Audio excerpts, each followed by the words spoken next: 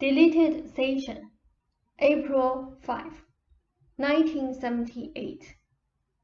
Now a private session.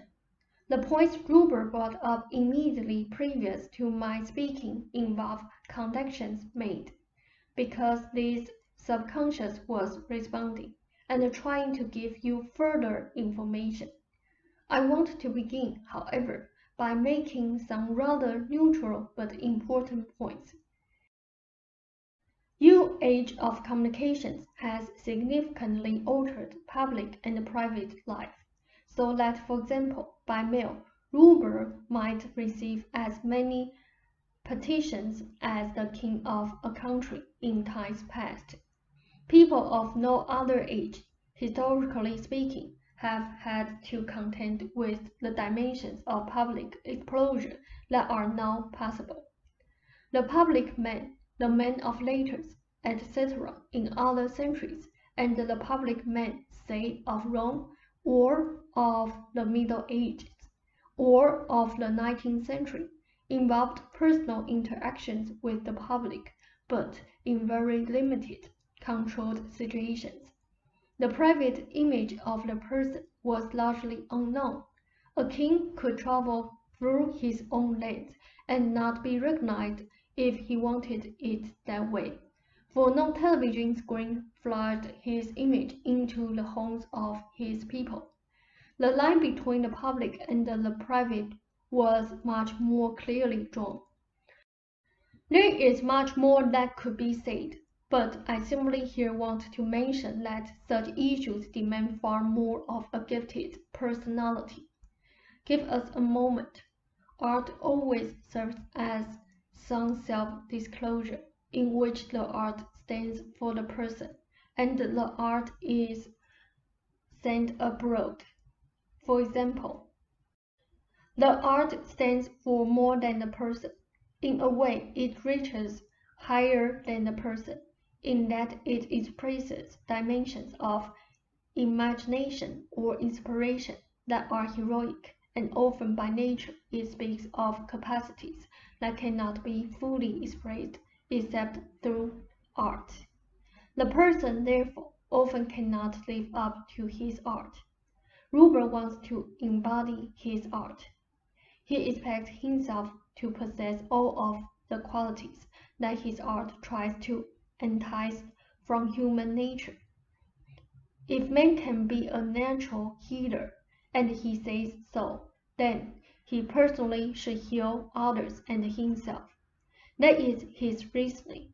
If he is gifted with words in writing and gifted in speech, then he feels that he should go out bravely into the public arena and speak out his message to the world. I am not making value judgments of my own here in the following remarks. His subconscious, however, knowing its own beliefs which were given it by the conscious self, after all, feels highly frightened, for it knows not more about Ruber than he does, but more than Ruber will admit he knows. He expects himself to do such things. And the minute he gets better, he says he will go thirsty out into the world.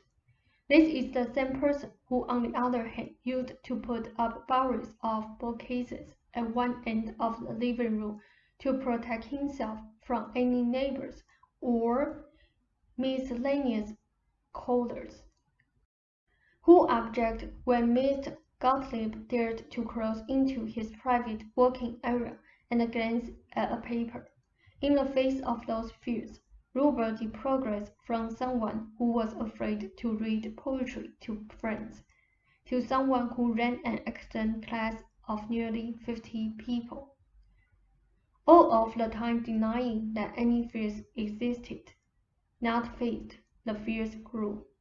Now, to some extent, in pragmatic terms, you must look at your backgrounds. Your father greatly distrusted the public and public events. When his pottery shop closed and the public turned to the new inventions, that made his livelihood passé.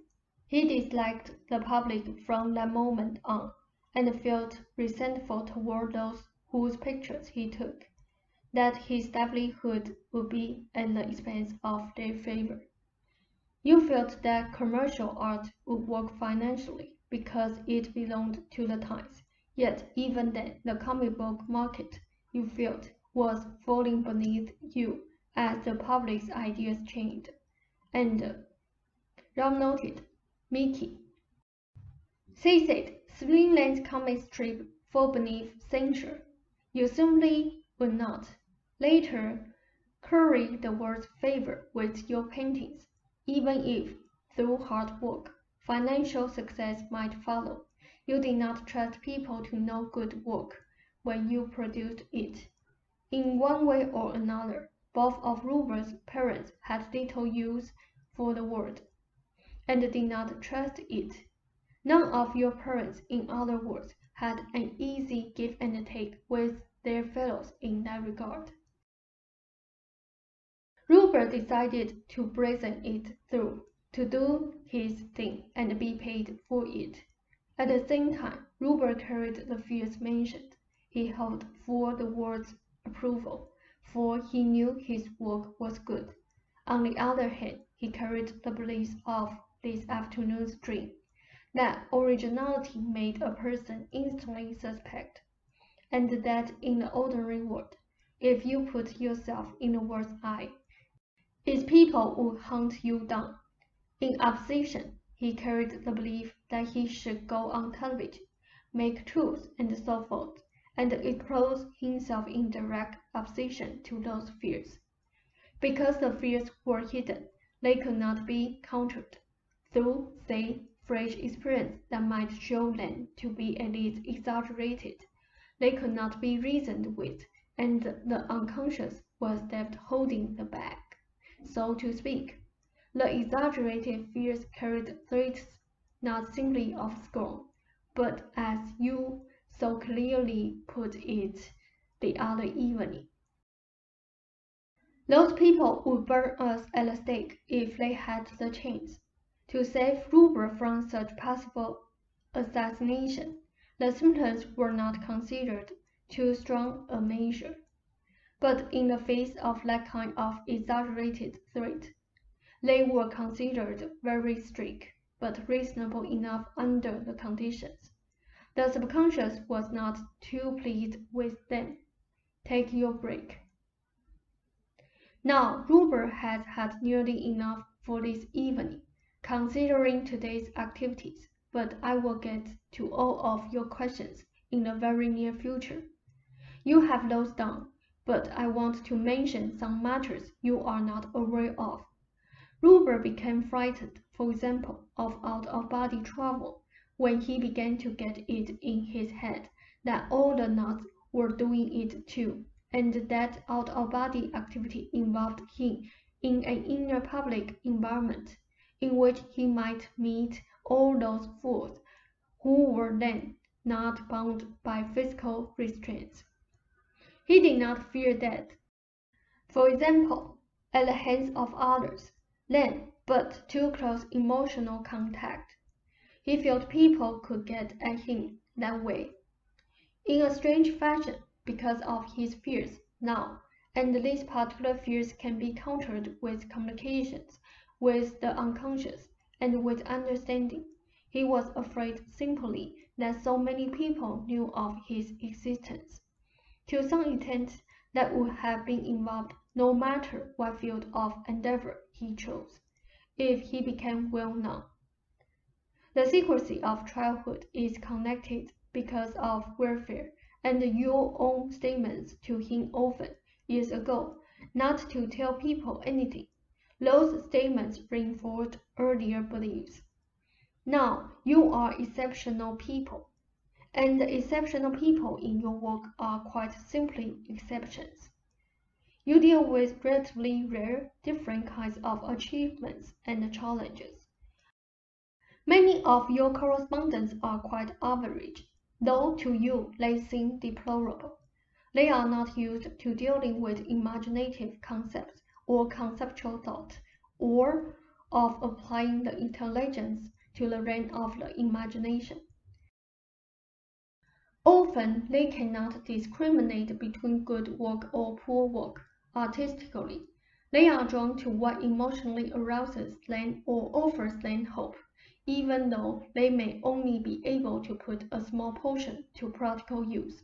They deal with emotional realities that are rather apart from your own concerns. Your interest places you in a position in which you question the theories of your times, and the people who uphold those theories are not about to seek you out. You do not realize the exhilarating nature, again, of your own endeavors in comparison to those of, say, the majority. The framework to material provided Ruber momentarily with enough faith to show some physical improvement. Faith will indeed dissolve fears. Give us a moment. Fears turn into severe anxiety, however, formless when they are not identified and understood. The Science Gallery people epitomized Ruber's fears in a fashion, and though I have given material in several ways pertaining to the fears, Ruber never consciously acknowledged them, but shoved them under. The subconscious should be reminded of the help that is available from the source self, for its fears began before it had that information, and the fears themselves caused lags that prevented assimilation of the knowledge later. The subconscious can be told to take advantage of that additional knowledge and help, and it will gladly do so. Remind me of other questions at our next session.